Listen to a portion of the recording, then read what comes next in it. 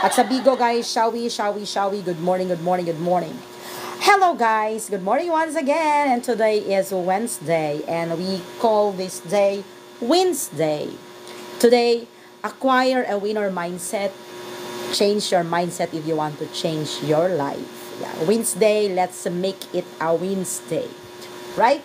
And today's topic is on income replacement plan. IRP. Hindi po siya RIP. IRP po siya. What is an income replacement plan? Before we discuss about income replacement plan, medyo balikan muna natin yung current situation natin. Ito po, disclaimer, para po ito sa mga kapwa-empleyado. Katulad ko, isa po akong empleyado. At gusto ko pong at the end of this video, lesson, at the end of the lesson, ay mai-share ko sa inyo yung realizations na kung ano ang meron tayo bilang mga empleyado at ano yung mga nami-miss natin na opportunities bilang empleyado at paano natin sisimulan yung mga plano natin para magkaroon ng income replacement plan. Medyo mathematician tayo for today's video, may mga computation. Yes, kaya meron akong kodigo para alam nyo na medyo mahina ang person sa math, ganun. Nag-compute na po ako dati para hindi po ako mamali. Nag-calculator po ako. So, umpisahan natin. Ang isang empleyado, kung kukunin natin sa minimum wage based on NCR data, nasa 700 something pesos per day. Yes, yun yung minimum wage. Tapos, i-compute mo siya into 26 days given na hindi kasama yung Sunday. Kasi may day off, diba? According to Dole.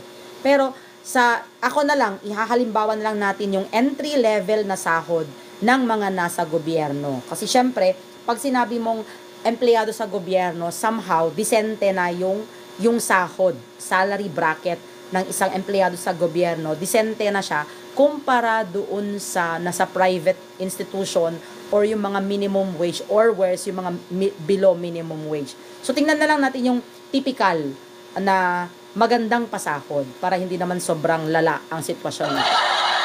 Ayan. So, kunwari, ang isang empleyado sa gobyerno na entry level ay sumasahod ng 25,000 pesos per month. Per month po yan. 25,000 pesos per month. Hindi ko na tinanggalan ng mga kaltas, pero normally, marami pa pong kaltas niyan. Baka ang nenetohin niyan nasa mga 20 lang. Kasi kung tutuusin, meron dyan yung GSIS, meron dyan yung PhilHealth, Pag-ibig, yan. So, at saka tax, income tax, di po ba? So, maraming mga kaltas. Pero, ilagay na lang natin conservatively kasi it can be higher than that din naman, 'di ba? Depende nga kung anong agency ng gobyerno. So, kunwari na lang 25,000 pesos neto na po 'yon. Okay. Sa 25,000 pesos na neto, i-compute natin rough estimation in 1 year annual para mas mabilis yung computation. Annual income ng isang empleyado sa gobyerno is 350,000 pesos. Kasama na yung mga bonuses, 13th month pay and everything, mga allowances and mga dagdag na mga bigay sa kanya. Iba yung mga under the table kung meron ha. Hindi po kasali yun, hindi po yung income, hindi po yung sahod. Then, 350,000 pesos per year. Now, sakaling ilagay natin sa sitwasyon na yung mga nanonood po sa akin ngayon ay may edad na 40s. Okay? Para magkakasing edad tayo. Nasa 40s, 40 something. Ganun. Okay. Isarado na lang natin sa 40 para mas madaling mag-compute. Mahirap yung may butal. So, kung 40 years old ka at isa ka empleyado ng gobyerno that nag-earn ka ng 350,000 pesos per year, yung income mo computed in 20 years time. Kasi 40 years old ka, it will take 20 years more for you to retire because you retire at the age of 60. Di po ba? So, nasa 20 years. I-compute natin magkano kaya ang kikitain mo kung ikaw ay empleyado ng gobyerno na sumasahod ng 25,000 pesos na neto sa loob ng 20 years. Given 350,000 pesos per year na kita mo, neto. Na-compute ko po siya, nasa 7 million. Wow, milyonaryo, 'di ba? Millionaire. Yes. Ayo. Ayaw mag-clap. Kahit yung sound effects ko, ayaw mag-clap, 'di ba? Kasi iniisip niya, alam ko, iniisip nyo din, oo nga, kinumpute mo 7 million neto, sahod in 20 years. Wow, milyonaryo. Ang tanong, hawak nyo po, nasan po yung 7 million? 'Di ba? So malamang sa malamang, yung 25,000 pesos mo every month na kinikita mo, napupunta po yun sa tinatawag na expenses.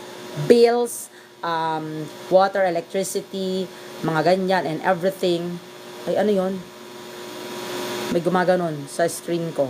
Yeah. Anyway, so, ganun po siya. Ibig sabihin, sa loob ng 20 years, kung iisipin mo, kung naitabi mo po siya, may naipon ka sanang 7 million, ang sarap sana ng buhay mong mag-retire. Diba? Wow! Sitting pretty ka, hihiga ka na lang sa pera, 7 million pesos. Wow! Diba? Kaso nga lang, it's just in the mind, wishful thinking. Bakit po? Kasi malamang sa malamang, hindi mo yun maiipon. Di po ba? Okay.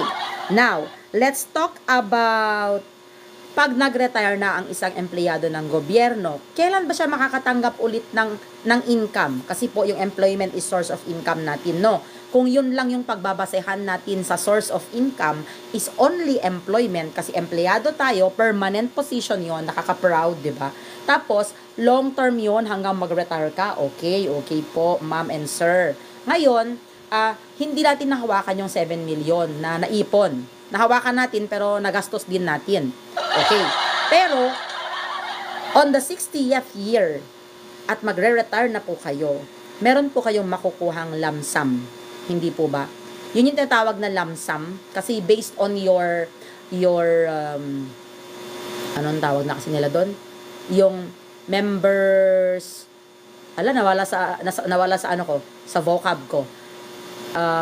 Contribution. Diyos ko Lord, ano ba yan? Yung contribution mo kay GSIS, ayan, naipon-ipon yon syempre kasi monthly kinakaltasan ka at yun po yung ibibigay sa'yo as lump sum. Okay.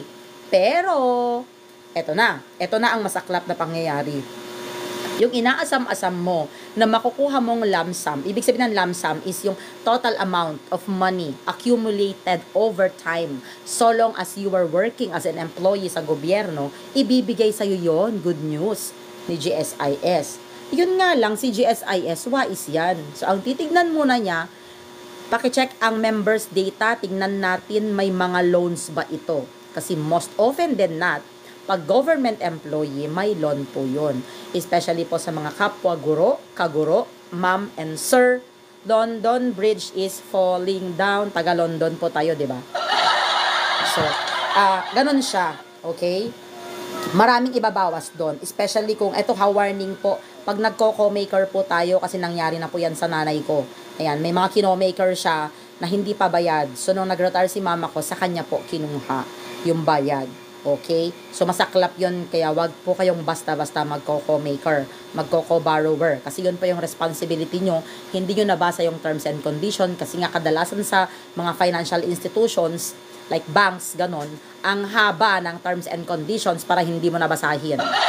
Pipirma ka na lang. Ayan. In the event, nakalagay doon, na pinirmahan mo na hindi nabayaran ni co-borrower or ikaw, ay ni borrower, ni principal borrower, at ikaw na retiree, kunwari, ay co-borrower niya, papasa sa'yo yung responsibility, especially kung yung si co-borrower nawala sa serbisyo. Something like that, okay? So, may shared responsibility kayo hanggang sa ma-fully paid kasi yon. Ayan. So, yun na nangyayari. So, may mga loans ka, ganon, may mga kung ano-ano ka na mga bayarin, babawas po lahat yun sa lump sum. And ang nangyayari po, kung regular employee ka, tapos magre-retire ka, na hindi naman ganun din yung kalaki ng kinaltas ni GSIS sa'yo, hindi din po yun ganun kalaki ibibigay sa'yo. May mga masuswerte na lumaki na ang sahod over time, at pag-retire nila, nakakatanggap sila ng milyon. Wow, milyon! Diba? Pero, ang masaklap doon, kailangan mo pong, yung nahawakan mong lump sum, kailangan mo po yun tipirin for the next 5 years dahil po wala ka na pong source of income. Kaya, 65 ka po magpe-pensyon. Ibig sabihin, yung anumang tinanggap mong amount, kunwari 1 million, let's just say 1 million, conservatively. Kung 5 million, well and good, congratulations. Pero kung sakaling marami kang mga binayarang mga loans, which is ganun nga po yung nangyayari, conservatively, may 1 million ka naman. So, milyonarya ka pa din na nag-retire after 40 years of teaching. Then, yung 1 million mo na yon, kailangan mo na siyang tipirin sa loob ng 5 taon. Kung ikaw lang naman at couple kayo lang naman ni husband, I'm referring to the wife, kung kayo lang naman ni husband ang magsasama for the next 5 years, 'di ba? Wag lang may mauna, ganon. Siguro yung 1 million, kung yung sahod mo nga na kinompute natin kanina, 350,000 per year, napupunta lang sa expenses. So, pag 5 years yon, kakailanganin mo ng 1 point something. 'Di ba? Kailangan almost 2 million ang kailangan mo. So, kulang na siya. 'Di ba? So, unless yung 1 million, i-divide mo siya into 50 months. Tama ba ako? Sa 5 years, 12 times 5. 60 pala. So, nga talaga sa math, no? So, 1 million divided by 60 months. Yun yung kailangan mong i-budget sa monthly mo kasi nga wala ka ng income for the next 5 years at makakatanggap ka lang ng pension on the 65th year mo na nabubuhay.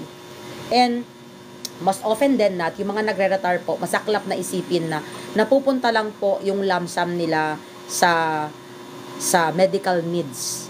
Kasi nga, syempre, given na yan, senior citizen na yan, may mga maintenance na yan, may mga health issues na yan. Okay? And then yung mga iba, nabibigla na galing sa work, employment, 8 to 5 job, na sana yung katawan po nila na pumapasok araw-araw, maaga nagigising. So, yung cycle ng kanilang body system, nagbabago.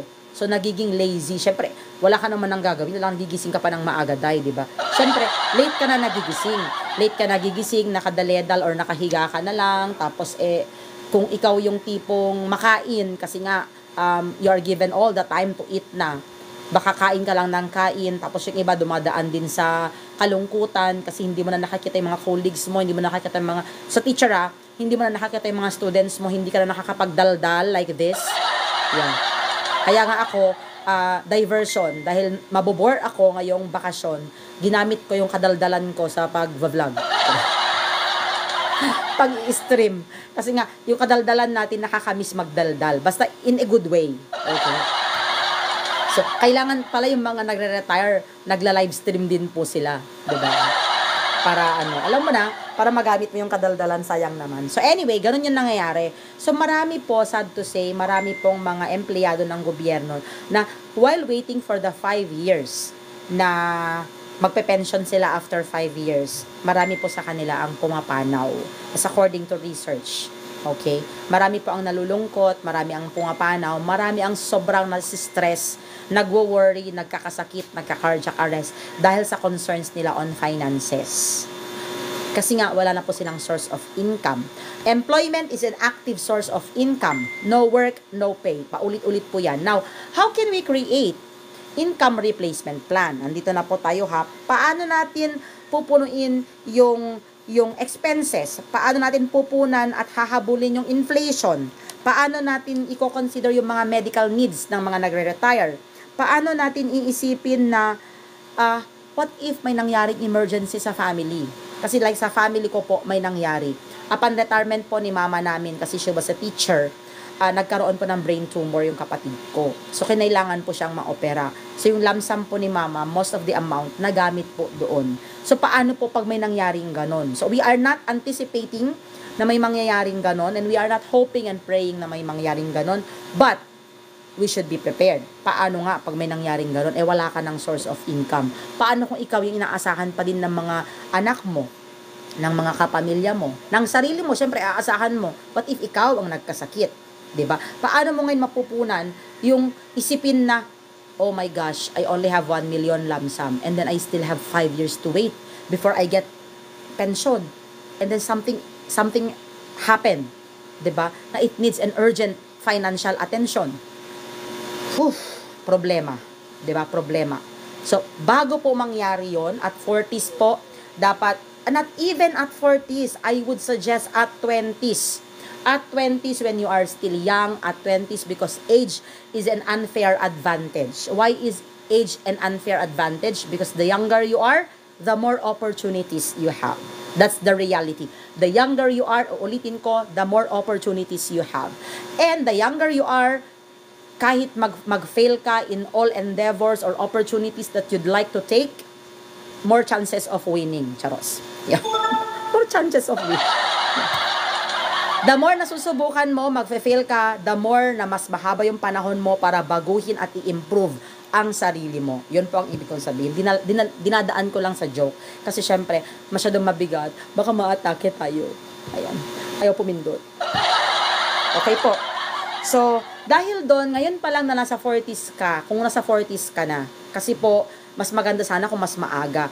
Anybody of you who is watching me right now, na nasa 20s, you are so lucky, you are so blessed. Gamitin mo yung 20s mo as your unfair advantage para ma-improve mo yung buhay mo. Mag-isip ka ng income replacement plan. Paano mag-isip ng income replacement plan? Empleyado ako. I work 8 hours, 9 hours a day. Okay po. Balikan natin yung 24/7. God has given us all same opportunities. Hindi po si Juan ay may 24 hours, si Pedro ay may 23, si Maria ay may 22 at bawas po yung iba depende sa pagmamahal ng Diyos sa'yo. We are all given 24 hours in a day.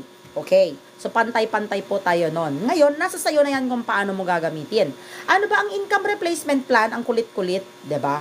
Kung ako nga, example na lang natin yung sa may government employee, ay kumikita ka ng 25,000 per month. You are given 24 hours every single day to work. At ang nilalaan mo doon sa active source of income, which is employment, is only around 8 hours. 9 hours, sige, sobrahan na natin. Ngayon, ibawas na rin natin sa 24 hours yung 9 hours na nagtatrabaho ka, doon ka kumikita ng 25,000 per month. Okay. Then, may remaining pa na 15 hours. Doon sa 15 hours, ibawas na rin natin yung 7 hours na tulog mo para masaya ka naman, 'di ba? 7 hours. Alam ko 8 hours ang kompleto kasi yung 1 hour kasi doon napunta na doon sa work mo. Doon natin ilagay para ano. Kasi minsan naman pag may lunch break ka, tulog ka din naman sa opisina, 'di ba? So, kung pwede naman 'yon, lulusot 'yon. So basta 9 hours tapos 7 hours yung tulog mo, okay na 'yan. So, may natitira po tayo that 16 hours already used every day. You still have 8 hours. Meron ka pang 8 hours na natitira.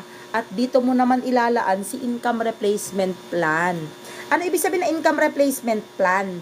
Yung sa side hustle mo, apart from your employment, para aside sa sahod mo na 25,000, itong si income replacement plan, po pwede siyang pumantay. Yung kikitain mo dito, po pwedeng pumantay doon sa kinikita mo sa employment mo. 25,000 pesos per month. Saan ako kikita ng ganun? Okay, I'll give you one example. Kasi yun po yung ginagawa na yung mag-asawa. Ang side hustle po namin is real estate selling. So, we are selling real estate properties. So, example na lang natin, simplehan lang po natin. Ang isang lote po, pag nabenta namin sa regular price, ang aming commission ay approximately depende sa size po ng lote ha, pero example na lang po, possible, very possible, nakikitain, pang 3 buwang sahod. Hindi po ako nagsisinungaling, pang 3 buwan na sahod. Conservative na po yun. Po pwede pa pong mas malaki doon. So, sisipagan mo, isa lang yun, day. So, sa isang 8 hours mo, day, naka-isang kliyente ka, isang araw pa lang yun, na-close deal mo, day, congratulations! Pwede mong kitain sa loob lang ng isang araw na hindi mo naman nagamit yung 8 hours mo. The rest, nakipagchismisan ka lang, nagmarites ka. Okay? So, ang nangyari, siguro wala pang ilang oras. Kahit nag-tripping kayo, umalis ka, nag-tripping ka, ganon, hindi mo pa rin mauubos yung 8 hours mo doon. Pumunta kayo sa piscina, nag-reserve siya, ganito, ganyan, nag-present ka and everything, na-close deal mo, congratulations, meron ka ng kita, isang araw mo pa lang yun, day, na side hustle, meron ka ng kinitang 3 months. So, pwede na ako matulog for the next 3 months. Bahala ka kung gusto mong matulog. Okay? So, pero yun po yung potential. Possible po yon.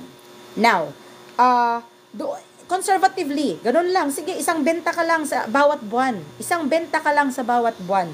Nag-uumpisa ka kasi hindi mo kasi linya ang pagbebenta. Mahiyain ka kasi sa lagay na yan. Okay? Kami po, mayroon po kaming mga sales directors. Sila po yung nag-a-assist. Mahiyain ka masyado. Ibato mo na lang sa kanya. Ako po ay assistant sales director. At pwede po ibato sa akin, yung client. Ako na po bahala. Ako na magdaldal. Ako na mag-present. Kami na mag-tripping. Wala ka nang poproblemahin pero kikita ka. 'Di ba? Ganun lang po yon. Then, ngayon, doon sa kinita mo na good for 3 months. Nasa na ba yung computation ko, Lord, nawawala. Ayan. Math kasi to kailangan kong hanapin. Okay. Doon sa kinita mo na komisyon, good for 3 months, nasahod mo, ibig sabihin sa 75,000 po yun, ha? Nakita sa isang lote. Let's say, i-compute din natin siya na parang yung retirement din. So, nag-start ka sa 40 years old mo. May edad ka na, be. Ay, ouch. So, may edad ka na. Then, 20 years ka din na nagbenta. Nag-side hustle, income replacement plan.